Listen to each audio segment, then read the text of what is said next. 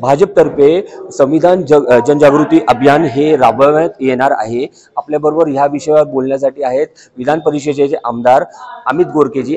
आपण त्यांच्याशी सविस्तर बातचीत करून जाणून घेऊयात की काय आहे ह्या विषयी माहिती। सर, ह्या जी मोहीम तुम्ही तुमच्या पक्षातर्फे राबवण्यात येत आहे ह्याचे काय वैशिष्ट्य असणार आहेत?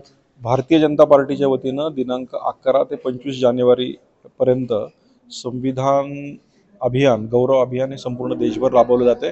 महाराष्ट्रात त्याची सुरुवात कालपासून चालू झाली आहे आणि डॉक्टर बाबासाहेब आंबेडकरांनी संविधान ज्या पद्धतीने लिहिलं आणि त्याचा गाभा आत्मा तयार करण्याचं काम डॉक्टर बाबासाहेब आंबेडकरांनी केलं आणि त्यांना प्रेरित असलेलं काम हे संपूर्ण भारतभर माननीय नरेंद्रजी मोदी करतात।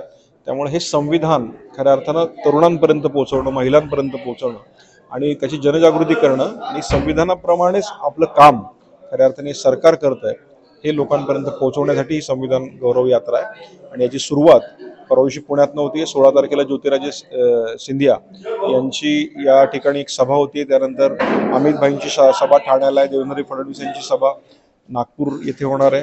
अशा हे सगळा भव्य दिव्य कार्यक्रम 25 तारखेला संपेल। 25 तारखेला या अभियानाचा शेवट संविधान वाचन करून संपूर्ण सगळ्या ठिकाणी संविधानाचं वाचन या ठिकाणी होणार आहे आणि हे अभियान संपणार आहे। सर, ह्या अभियानाची सुरुवात तुम्ही पुण्याची ह्याच्यासाठी निवड का केली? पुण्यात पहिली सभा आहे।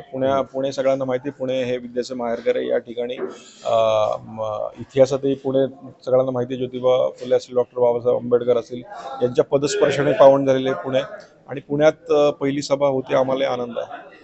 सर, देशाचे गृहमंत्री अमितजी शाह यांनी आंबेडकरांबद्दल जे वक्तव्य केलं ते विरोधक म्हणतात की त्यांचं तेवढं ते मान सन्मान ठेवत नाहीयेत, तर कुठं ना कुठं तुम्ही हे बघतात आहे का? असं नाही, लक्षात घ्या, संपूर्ण जनतेला माहिती आहे की डॉक्टर बाबासाहेब आंबेडकरांना सन्मान देण्याचं काम पूर्वीपासून फक्त भारतीय जनता पार्टीनं केलं। भारतीय जनता पार्टीच्या संलग्न सरकारमध्येच भारतरत्न देण्याचं कामही खऱ्या अर्थानं भारतीय जनता पार्टीनेच केलं होतं, जे काँग्रेसला कधीही जमलं नाही। नेहरूंनी, इंदिरा गांधींनी वेळोवेळी या संविधानाचा अपमान केलाय।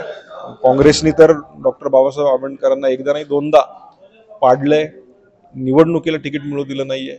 आज आणीबाणी कशा पद्धतीने लागू झाली, का लागू झाली, संविधान मोडतोड करून का आणीबाणी लावली, सगळ्या जनतेला माहिती आहे। त्यामुळे आजपर्यंतच्या इतिहासात डॉक्टर बाबासाहेब आंबेडकरांना खऱ्या अर्थानं सन्मानित करण्याचं काम हे भारतीय जनता पार्टीने केलेलं हे जनतेला माहिती आहे। त्यामुळे अमित शहाचा व्हिडिओ विपर्यास करून, तोडमोड करून जनतेसमोर आणला गेला आणि खरं तर संविधान गौरव करणं हे आमचं काम आहे। त्यामुळे त्याचा विषय आणि ह्याचा विषय काही संबंध नाही। आज गौरव करणं डॉक्टर बाबासाहेब आंबेडकरांचं हे आमच्या समोरचं प्रमुख कर्तव्य आहे। संविधानाचा मान करणे हे आमचं प्रमुख कर्तव्य आहे, हे भावना होते विधान परिषदेचे आमदार अमित गोरकेजींचे। आपला आवाज न्यूजसाठी मी शेख झोएब, पुणे।